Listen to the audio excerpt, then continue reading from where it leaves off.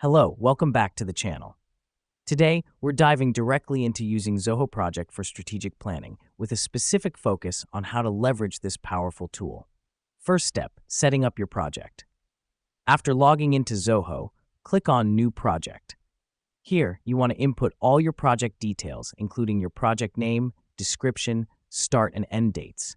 This helps us because it sets the foundation for your strategic planning, keeping things organized right from the start. Now that we've done that, it's time to outline your project goals. Click on Tasks and Milestones to add your main objectives. The reason we do this is to give us a clear view of what needs to be achieved. Remember, these goals should align with your overall strategic plan. Next up, we're going to assign tasks. Click on Tasks, then Assign Tasks.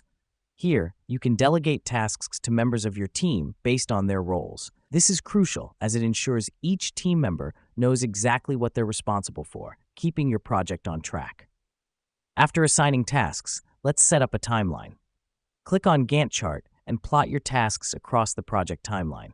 This helps us because it visually represents your project schedule, allowing you to monitor progress and adjust accordingly.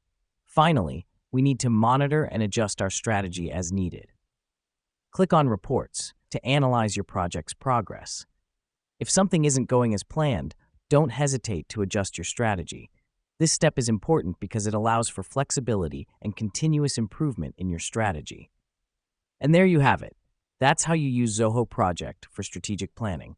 It's all about setting up your project, outlining goals, assigning tasks, setting a timeline, and continuously monitoring and adjusting your strategy. Remember, strategic planning is a dynamic process that requires adaptation and flexibility. Thanks for joining us today and keep strategizing.